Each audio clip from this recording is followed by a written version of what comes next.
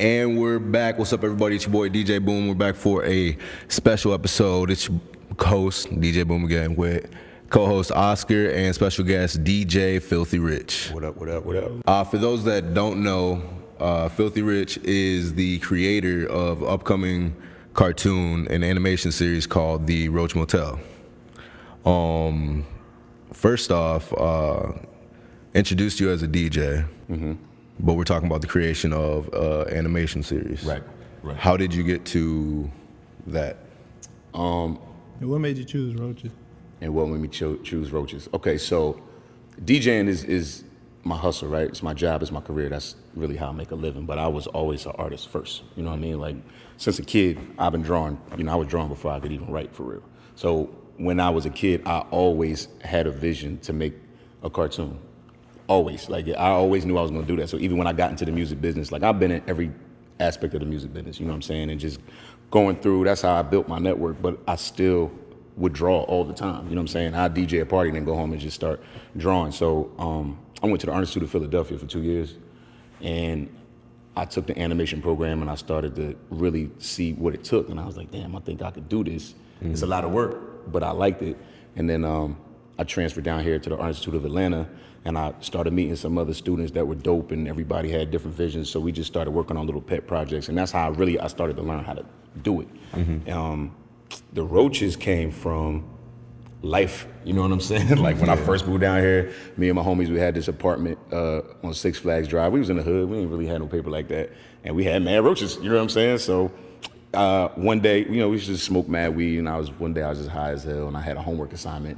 And my homework assignment was create your own show and draw a storyboard to explain it, right? So I'm like, dang, I don't have a story, and I'm smoking, and I just see this roach just crawl across the table, and he just literally walks into the ashtray and just starts fucking around with my weed. So I'm like, I wonder if the roaches is just like us. Like, what if they was just like us and they want to smoke weed and chase girls and party and all that? And I was like, I'm about to just make this my homework assignment. So that's what I did. And when I turned it in, you know, I thought I was gonna get in trouble for real. But my teacher pulled me to the side like, yo, this is dope. Like, you need to really focus on this and might be able to be something. So like, did you know at that moment that you were going to continue on with the series, or was it just a joke and it just turned into, all right, this is actually kind of dope? That's exactly how it happened. It was really on some, you know, being transparent, it was really on some high shit. I was just like, you know, let me just see. But it was dope, like the way I put it together, and then it came real natural. Like I just automatically had like a million stories. Like, I just started thinking of, you know, how I was growing up and people that I know and the way I interact, and, you know, I just had a million stories, and I thought it would be dope to be able to tell real urban stories that are funny through a Roach's perspective, because I can get away with a lot more. You know, you tell these stories with people and it doesn't land the same, you know what I'm saying? So roaches are like the ghetto version of white bugs, so I could tell ghetto stories through. See, I've seen that you've also dealt with some backlash as far as like racist, people thinking it's racist or things of that nature. But how can it be racist if I'm black? That's what I'm saying. You know what I'm saying? If I had a writer's room full of white people doing it, I could definitely see that. But I never said that they were black. I just said they were roaches. They were roaches. Yeah. You're assuming they're black because they live in the ghetto. I'm just telling ghetto stories through a roach's perspective. If you feel like they black, then hey, cool. So take me through the journey as far as assembling your cast and the full crew that you have on today. Well, I really started off just me and my best friend. You know what I'm saying? It was just start off, we did all the voices. I would write the stories, he would do the voices with me, and then I would animate them on my own. And I was doing that for like a year just to see if I could do it, because really animation takes a lot of work. One person's not supposed to do a cartoon. Like, what I'm doing is not really being done by anybody. You know what I mean? It really takes a team of animators. But just like with you with the podcast, like I had all these stories and these ideas and I really wanted to do it. And I couldn't afford to hire a bunch of animators. It's expensive, like super expensive. So I found some software that allowed me to be able to do it on my own. And once I figured out I could do it on my own, it was a lot of work, but I was like, I'm addicted to it. So I just started doing it and putting it out. And I ran across my man Chad, and Chad runs a podcast called the 85 South Show, which is Karlous Miller, Chico Bean, and DC Young Fly. And I showed him the cartoon. They actually were trying to hire me to do some animation work for them, like animate some of their skits from the podcast. Mm-hmm. And around what time was this? This was going on 4 years now. So even with them, when I first met them, their podcast was in the beginning. That's why I say I like seeing stuff from the beginning, because I don't even think they knew how big it was going to be. Like now they're going around the world doing live shows and selling out tours from the podcast. So when I first met them, it was just like this. Yeah. They were just they call it the trap house. They were in the trap houses doing the podcast, but they were mad funny. Like from Jump Street, when I met them, I was like, yo, these dudes is funny as hell. I never thought to make them part of the cast though. It just naturally happened. I was supposed to animate stuff for them. So when I showed them my work, only thing I had to show was the roaches. They immediately wanted to hop on. They were like, yo, we're doing this. Fuck the skits that y'all got, let's do this. I'm like, for real? Yeah. So we just been working ever since. Literally just happened just like that. So I seen that it originally, you have lots of clips up on YouTube, but as far as like official episodes, there's only 5 listed. So I have 22 what I call roach clips, right? So roach clips were 2 to 3 minute skits that I was doing just to see if I could even get it done, right? And then just building, and once I built the cast and I got better with the software and everything, I was able to start really building the world. So yeah, I have 5 complete episodes, which really, if you put them together, is really the pilot for the show. It's a 30-minute pilot that I was going to shop to the networks. Okay. So that's where I'm at now. So, But I have 22 episodes that you can really watch, like done up. yeah, no, I've seen a lot of the videos. They're pretty Yeah. funny.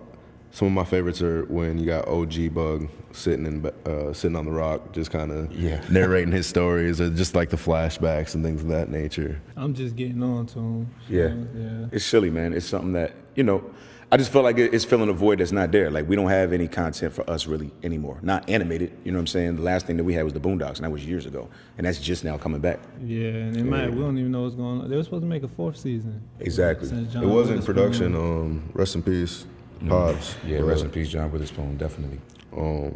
Yeah, I'm super excited to see. I've seen that you guys, at least the 85 South show, they were up on Breakfast Club as well talking about it. Exactly. You know what I'm saying? So you definitely are gaining traction with the show. Yeah. I think people are catching on to it. What do you want to see as far as Roach Motel? What's next for it? So the original intent was make enough episodes to gain traction to where I can make a pilot and pitch it to Adult Swim.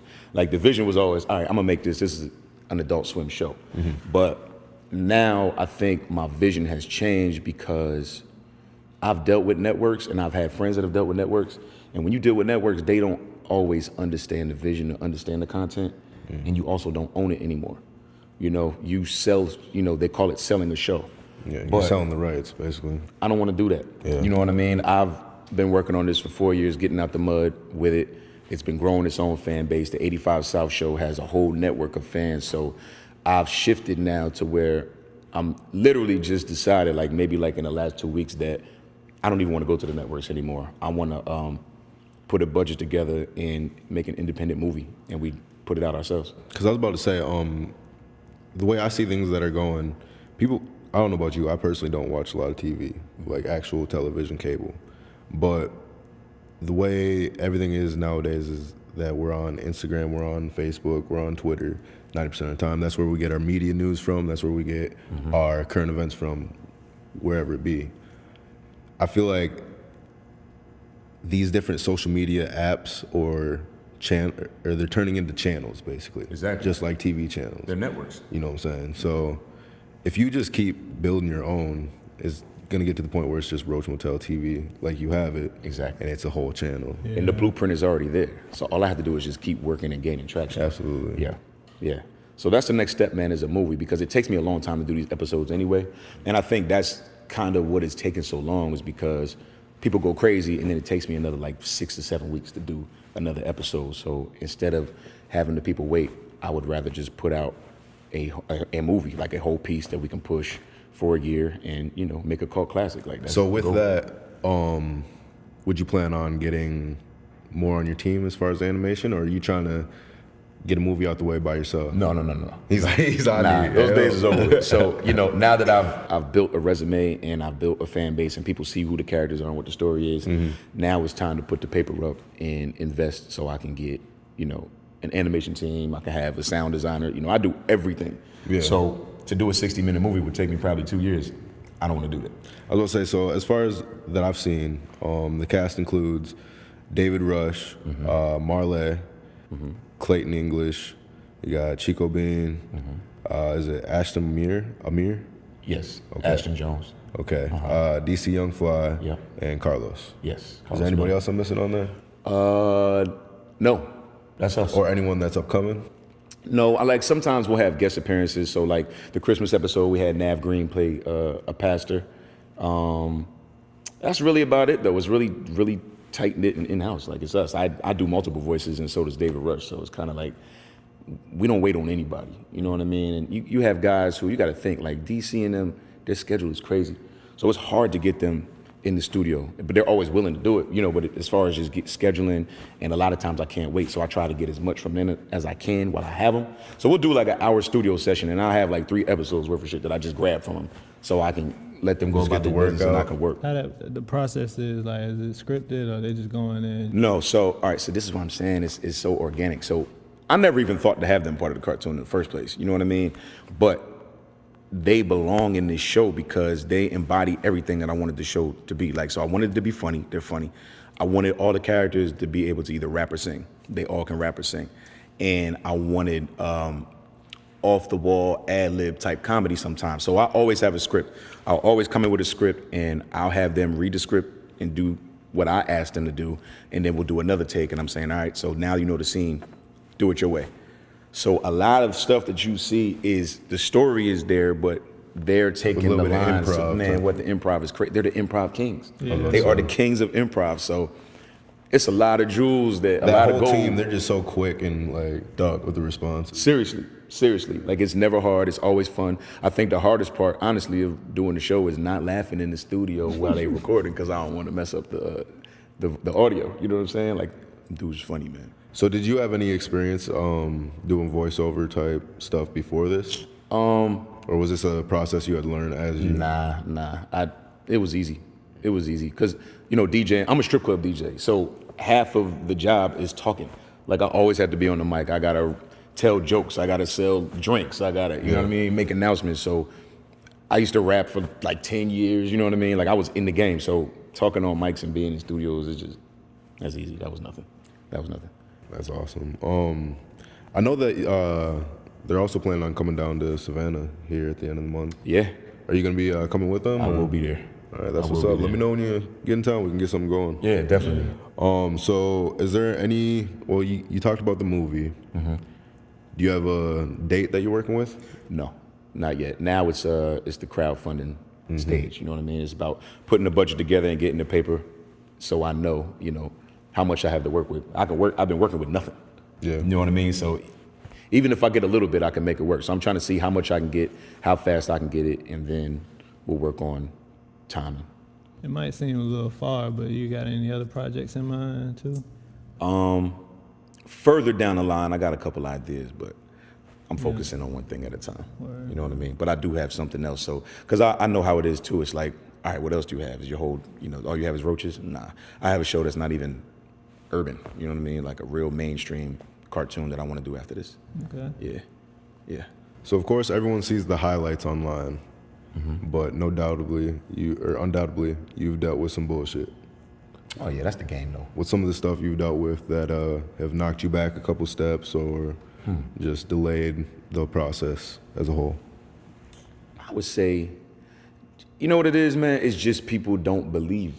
You know what I mean? So you'll have people say, like, I don't really get as much as you would think, but I have had people say, okay, like you said, these are roaches, this is kind of racist. So I've had that, but it's not a lot of people saying that. And the people that said, I don't give a fuck about you. Like, you're not watching this shit anyway. Why do I care what There's you think? 8 million. I don't care about Come 3. on, man, get out of here. Yeah. So it's really just been more about when I tried to go the network route, I think that kind of pushed me back, but I'm glad it happened because everything happens for a reason. I had a production deal 2 years ago with a company, and it's kind of like the music business, right? So I had a guy, he would have been the A&R.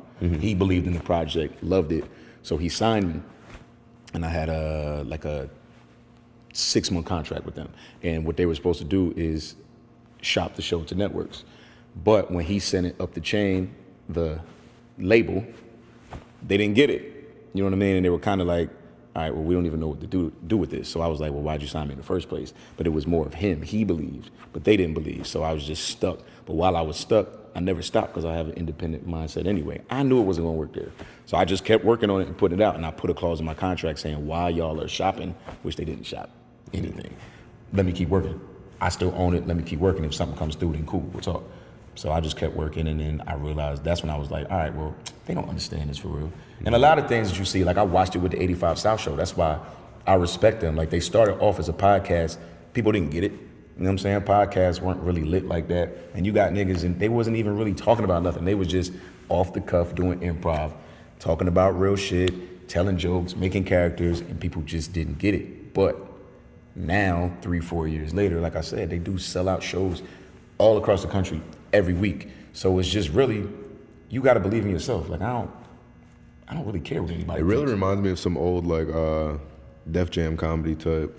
Exactly. You know what I'm Exactly. saying? They're geniuses, bro. It's nice to bring that feel and vibe back Real to raw and uncut. Exactly. because people too soft today with comedy. That's I what know I'm they be saying. roasting. Yo, people are sensitive, but I don't come from a sensitive background. I'm not easily offended. So sometimes it makes me laugh when people are offended by certain things. I'm like, why are you even taking this serious? Like these are jokes. These are comedians, and this is a cartoon. If you take a cartoon serious, what's wrong with you? Man, It's a cartoon. what are some of the cartoons you watched growing up?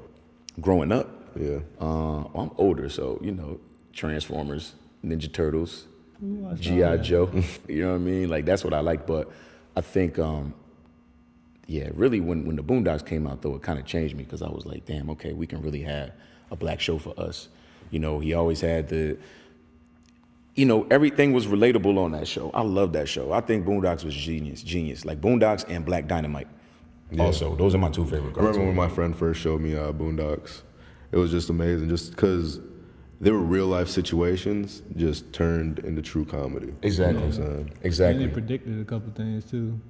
Yeah, they did. Awesome Simpsons type shit. And that's kind of what I want to do with the Roach Motel. So I think what I want people to take away from it is don't focus on them being roaches so much. When you start to learn the characters and you really see how they live and how they react to certain situations, they're just people. It's real life situations and it's comedy and it's how, funny situations and how you handle them. They just happen to be roaches. So there's a layer of, comedy that I can do that you can't do with people. You know what I mean? Is there anybody else that you haven't worked with so far that you would really like to? That I would like to work with? Yeah. That's a good question, man. I don't know. I mean, of course, I would want to work with everybody. It used to be Kevin Hart. You know what I mean? I think still Mike Epps definitely. I love Mike Epps. I think Mike Epps would be funny as hell. I think Michael Blackson would be a great African roach. Blacks. Crazy. You know what I mean? Like there's a lot of talented people out there. So, and one thing about me, I'm willing to work with anybody because I think anybody can bring something new to the show. That's the other thing about Bugs that's good too. I can bring any type of character into the world and I can introduce any new character any way I want to. They don't even have to be roaches. I could bring a ladybug, it could be a spider, it could be a lightning bug, a bumblebee. It doesn't matter. It just depends. Like I had a spoof on one of my episodes where the girl is watching TV and she's watching Cardi B, but it's a B, like Cardi B. Yeah, so, I saw that. There's different ways that I could bring people in. So I think that's going to be fun too, just being creative as it builds and bringing cameos in. How does that work as far as like, is there any problems as far as like using Cardi B's name or things like that? Nah, spoof is a spoof. Okay. Nah, Family Guy has been doing it for years. Yeah. That's another show I forgot to mention. Family Guy is my shit. Yeah. That was my shit. And What about American Dad. You like American I Dad? did like American. I hated the Cleveland show. You could tell white people were writing a I black kind show. of think American Dad sucked too though. Yeah. The Family Guy is just. See, I didn't like top, Family yeah. Guy, but I liked American Dad. I don't know why. See? American Dad was just copying Family Guy. And It was Cleveland like a show, different version. It was a bad spinoff. Cleveland show was trash. When they brought them together though, that That one was funny. episode, that was funny. Yeah. But other than that, no, it was trash. Yeah. White people writing a black show. So I know that Roach Motel is on YouTube. Mm-hmm. Where else could people find you? Is it solely on YouTube right now? It's so and on the roachmoteltv.com on my website because it's really about, you have to think as a businessman, right? So now that I have the product, it's still SEOs and tracking and everything, and I want to build a database. So yeah, definitely the roachmoteltv.com. And I prefer people to come there because I have merch, and that's the only way I make paper. So I was gonna say I see the jacket. yeah, man. Got And the hoodies, everything, man. Okay. Hats, all self-made. Like we make it at the crib. Literally, we make this at the crib. So Go to the RoachMotelTV.com. Support your boy, man. Buy some merch. The merch is dope, man. Besides the RoachMotelTV.com, your personal social media, where can people find you at? On Instagram is DJ_FilthyRich for my personal page. Everything is the Roach Motel TV. Instagram, Facebook, Twitter, all that. Make sure you follow. Subscribe on YouTube, though. The Roach Motel TV on YouTube. Make sure you subscribe, man. Keep up to date with what we got going on. New episodes coming soon. Movie will be in production soon. Hey, Yeah. I appreciate you for coming down and talking with us, man. Hey, thanks I'm for looking having forward me, to the movie for sure. Yeah, it's going to be epic, though. Hey, My story is crazy. don't forget to like, comment, and subscribe. It's your boy DJ Boom, Fresh Start Radio. We out.